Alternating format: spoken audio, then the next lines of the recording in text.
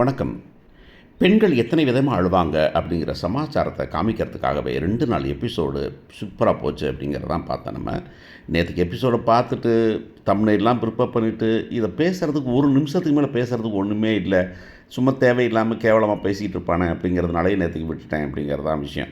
இப்போ summer course நடத்துறது, அப்புறம் கெஸ்ட்டு அதில் வந்துட்டு ஒரு சில விஷயங்கள் பண்ண முடியாம போறதில, இந்த பாண்டியன் ஸ்டோர்ஸ் போய் தொலையுது போ அப்படின்னு நினைக்கிற மாதிரி நிலைமை ஆகி போயிடுச்சு அப்படிங்கிறது தான்.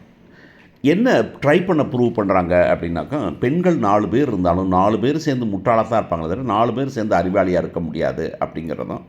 இன்னொன்று, பொண்ணுங்களா தனியா போனா சமாளிக்க மாட்டாங்க. ஆம்பளைங்க நம்ம போயிருக்கணும் அப்படின்னு வந்துக்கிட்டு அந்த பசங்களே பேசுகிற மாரி காமிக்கிறதும். என்ன என்ன சொல்ல ட்ரை பண்ணணும், பொம்பளைங்கலாம் தனியாவெலாம் போயிறாதீங்க. நீங்க வந்து உங்களால சமாளிக்க முடியாது.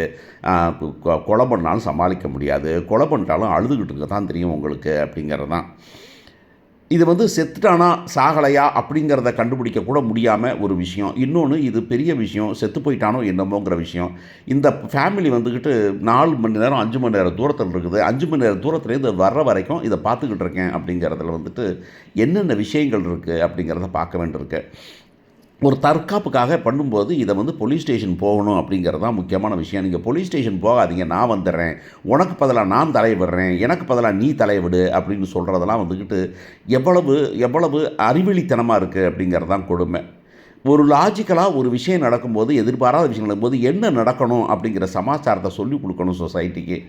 இந்த இந்த சீரியலில் ரொம்ப பெரிய விஷயம் இன்றைக்கி எபிசோடு, நேற்றுக்கு இன்றைக்கி எபிசோடில், அது இன்றைக்கி எபிசோடில் முக்கியமாக நமக்கெல்லாம் ஆறுதலாக இருக்கிற ஒரு சமாச்சாரம் என்னன்னாக்கா, கதிரும் அவன் யார் செந்திலும் சேர்ந்து அவங்க அப்பா கிட்ட கூட சொல்லாமல் கிளம்பி வராங்கங்கிறது மட்டும்தான் ஒரு பெரிய விஷயம். ஓகே, அவங்க வந்து அந்த அந்த அந்த அந்த விடுதலை பெற்று வர்றாங்க அப்படிங்கிற மாதிரி. பொண்டாட்டிக்காக நான் போகணும் அப்படிங்கலாமல், இல்லை பொட்டலம் முடிச்சுட்டு அடுத்த ரவுண்டு கொண்டு போய் நான் கொண்டு இதை போட்டுட்டு வந்து நான் உன்னை பார்க்க வரேன் அப்படின்னு சொல்லாமல் வந்தது தான் பெரிய ஆறுதலான சமாச்சாரம்.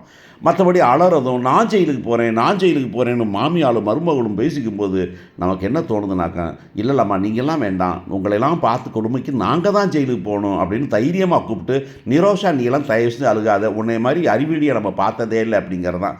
சரி, மீனா ஒரு ஞானி அறிவாளி, ஏன் இந்த பிள்ளை ராஜி, ஏன் இந்த பொண்ணு சின்ன பொண்ணுங்க, அவன் செத்தானா இல்லையான்னு முதல்ல செக் பண்ணணும் அப்படிங்கிற சமாச்சாரத்தை பார்த்தீங்கன்னா, ஒரு தடவை தண்ணி தெளிச்சிருக்காங்க அப்படின்னு வசனத்தில் சொல்கிறாங்க. நீங்கள் பார்த்தீங்கன்னா அவன் படுத்துருக்க இடத்துல சுற்றி பக்கத்தில், அவன் முகத்து பக்கத்தில் எங்கேயுமே தண்ணியோட அடையாளம் கூட இல்லை அப்படிங்கிறது தான். அவனை பெரட்டி கூட போடலை. அதை விட ராஜி போய் பார்க்கலான்னு போனால் இந்த பொம்பளை சொல்லுது, இந்த அம்மா கோமதி சொல்கிறாங்க, ஓ நீ போகாத, பக்கத்துலேயே போக வேணும் அப்படின்னு அந்த அம்மா சொல்கிறது ரொம்ப கொடுமையான சமாச்சாரம். இதை விட கொடுமை, இவன் எப்படி வந்தான்னு நேற்றுக்கு பேசிக்கும்போது இவங்க சொல்கிறதுக்கு ஆளாக நீ தானடி சொன்னேன் அரசியை கேட்க, இந்த அம்மா மீனா வந்துக்கிட்டு, உங்களுக்கு தெரியாதா சொல்கிறதுக்கு ஆள் இருக்குது அப்படின்னு, யார் அப்படின்னு கேட்கும்போது, அதே எதுக்கு இப்போ கேட்குறீங்க அப்படின்னு ராஜி பேசுகிறதெல்லாம், அதாவது வசனத்தை எழுதுறதுக்கு வசனத்தில் ஒரு லாஜிக் வேண்டாமாங்கிறது தான். பொம்பளைங்க அவ்வளவு கேவலமா?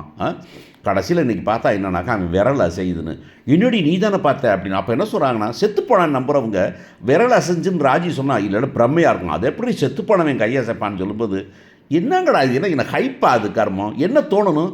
ஐயோ செத்துப்போன நினச்சிருக்க இடத்துல விரல் அசைதுனா, ஐயோ விரல் அசைச்சா சந்தோஷமாக பார்க்குறது இல்லை, செத்துப்போன எப்படி விரல் அசைப்பான், செத்துப்போன எப்படி விரலசிப்பான்னு லாஜிக் பேசுகிறதெல்லாம். லாஜிக் பேச வேண்டிய இடத்துல லாஜிக் பேச மாட்டேங்கிறீங்க, லாஜிக் பேசக்கூடாது லாஜிக் பேசுகிறீங்க.